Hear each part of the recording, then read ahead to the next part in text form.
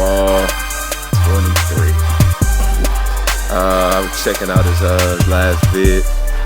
I see you, bro. You know what I'm saying? Doing some research, I see. But I want to, I have to counter your debate based on the information that you gave on pound for pound. Now, in your video, for some reason, you sound a little slightly hostile, a little irritated, I guess, with the debate to some degree, or maybe just some of the comments that you get, whatever the case may be. You know what I'm saying? I don't know about everybody else. I know I can speak for myself when I say that whenever I debate with anybody on here, I only debate with people that I fuck with on YouTube, as far as the people that I subscribe to and the people videos that I watch. And obviously, since I'm making this video, you are one of those guys.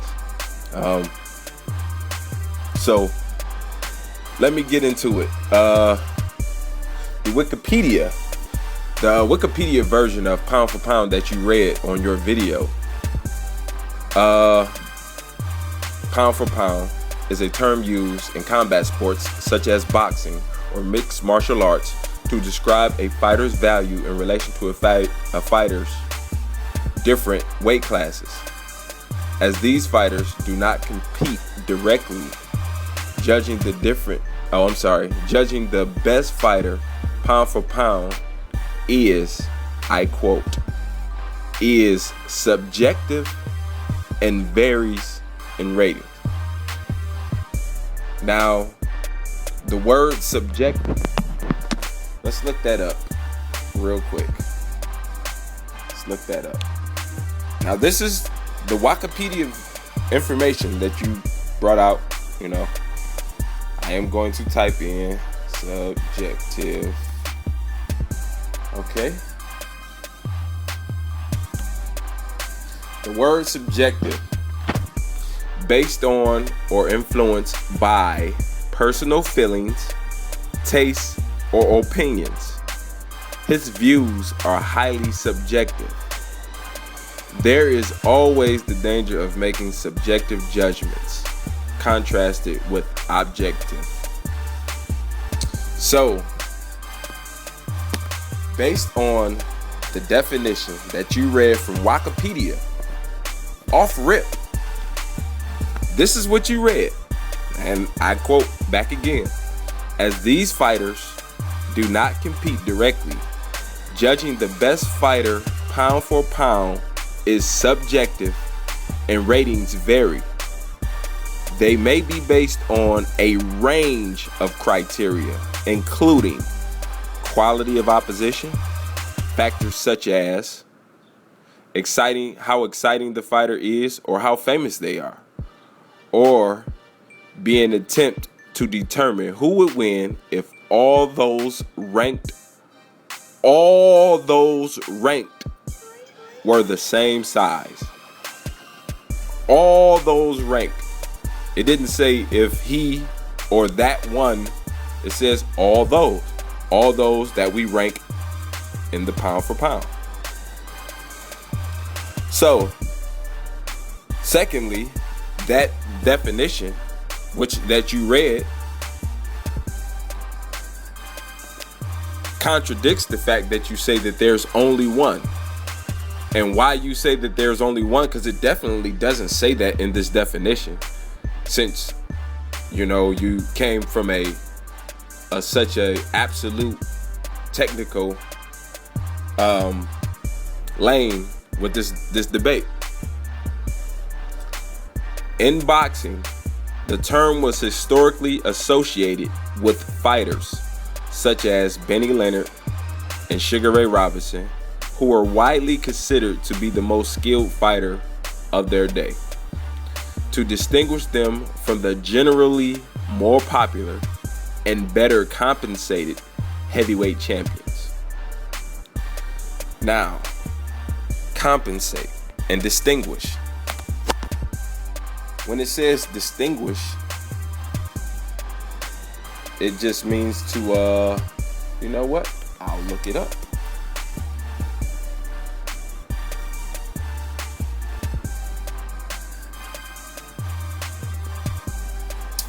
Recognize or treat someone or something as different. So, in other words, they wanted to treat these smaller fighters different from the heavyweights based on what this is saying, because of the way that heavyweight fighters were compensated, being paid. They wanted to give the smaller fighters some type of distinction that hopefully they can make more money as opposed to what the heavyweights were making, because they weren't heavyweights. Now, nowhere in this does it say that there's only one or a list, or it doesn't specify whether it could only be one pound for pound guy, or there is a list. It did say ranking and of these fighters, which leads me to believe that there's more than one or multiple. And also,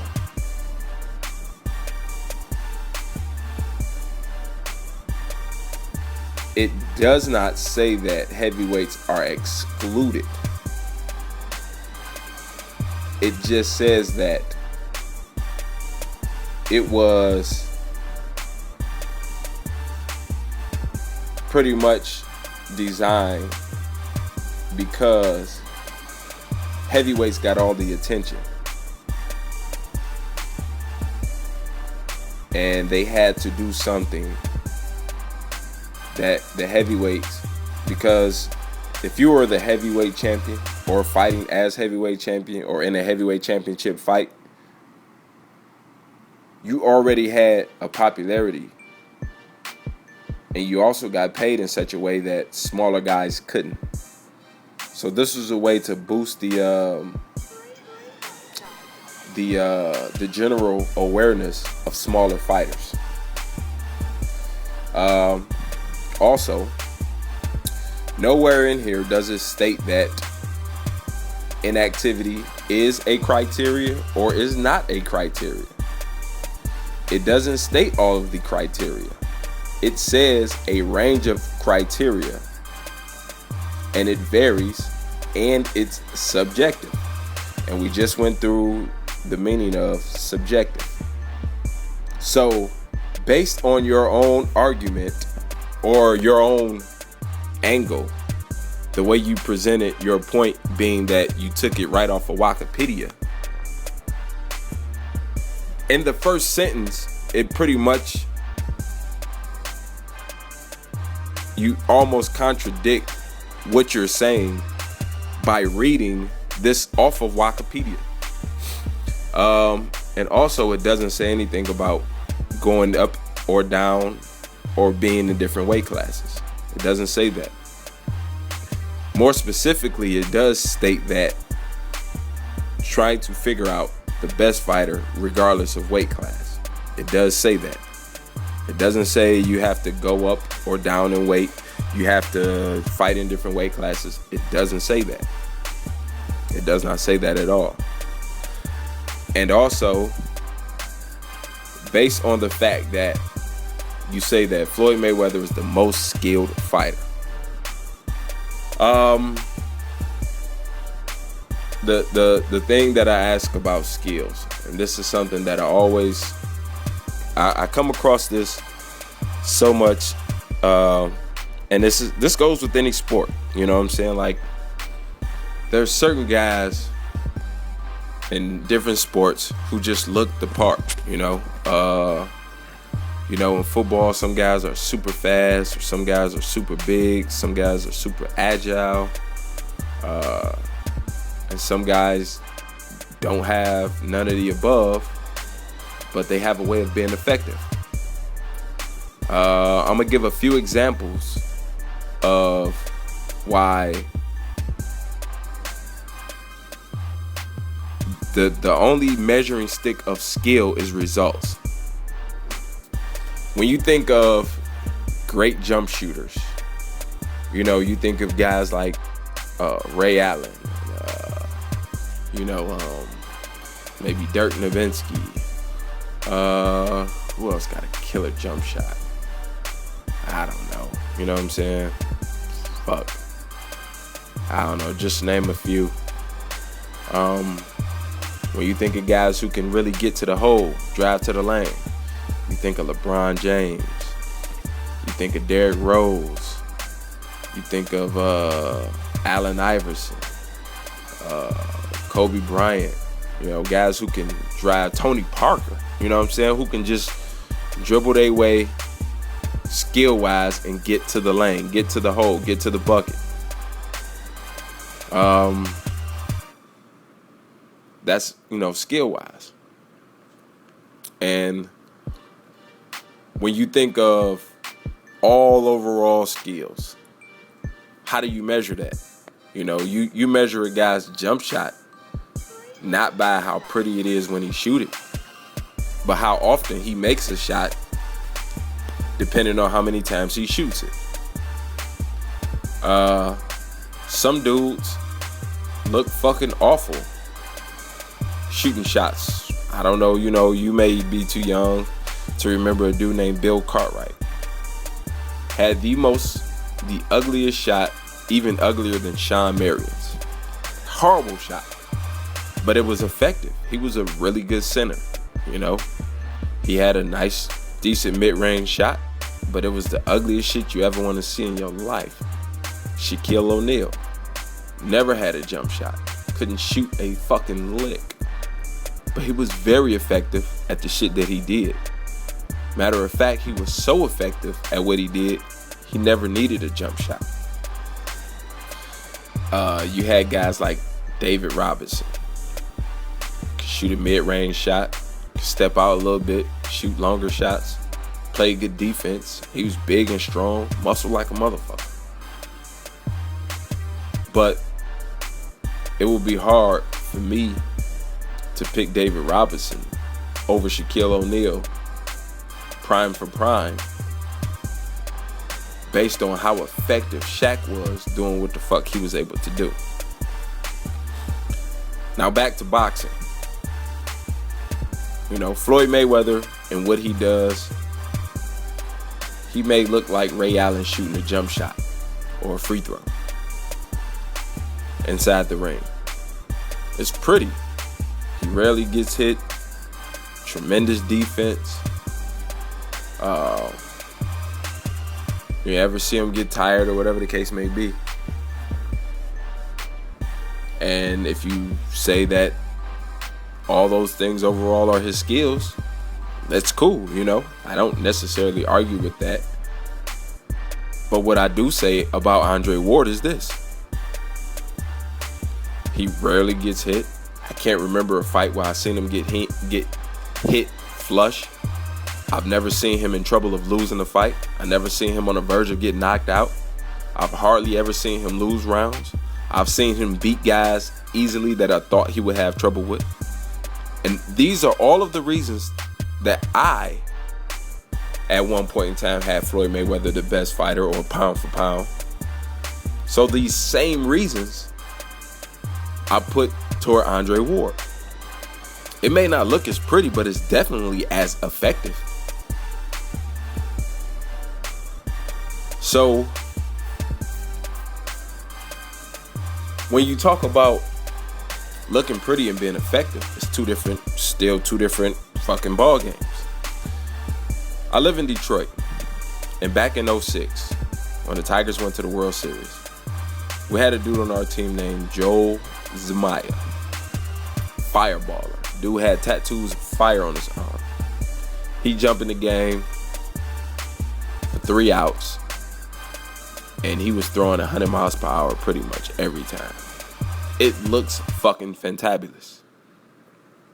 But the thing about that is, and when it comes to pitching, nothing looks better than a 105 mile an hour fastball.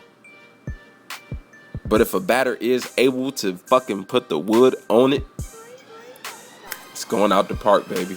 It's a wrap. It's a wrap.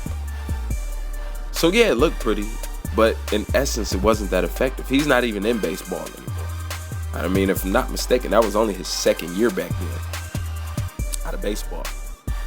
Justin Verlander, same thing. Fireballer. Throw 99, 100, 101. But until he learned how to mix his pitches up, where it wasn't always fastball, he became a lot more effective. But he wasn't throwing that eye-popping, sizzling shit as much. With Floyd Mayweather, he looks phenomenal inside the ring. But when we are measuring results, his results aren't any better than Andre Ward's. So when Andre Ward throws a jab, does it look as pretty as Floyd Mayweather's? Nah, not at all. But it's as effective. But that's the same thing about if I see a pair of fucking Jordans in the size 7 or 7.5, they gonna look sweeter than they do at fucking 12.5 or 14. Even though it's the same shoe, same design, it just looks sweeter if it's smaller. Now, I'm not saying Floyd Mayweather looks better because he's smaller, but the effectiveness is all the same. The end result is the same. It's equal. So on what level, on what stick, or what criteria do you place Floyd Mayweather over Andre Ward? And I'm gonna tell you mine, because to me, all things being equal, if they were all both in the same size or same weight class or in the same division, however you measure it, I could think that Floyd Mayweather would win that fight. But I've never seen Andre Ward in a fight that would give me a reason to think that he would lose. The same as I've never seen Floyd Mayweather in a fight that would make me think that Andre Ward would beat him. So now I go to the last point that I have that makes me tip the scale to Andre Ward. There are fights that Floyd Mayweather didn't have that a lot of people, including myself, wish that he had. And we can't say that, or none of us can really say that with Andre Ward. Now, I hear Carcino get on sometimes and talk about he should fight Triple G, which is a dude campaigning at 160 pounds, who also stated that he could make 154.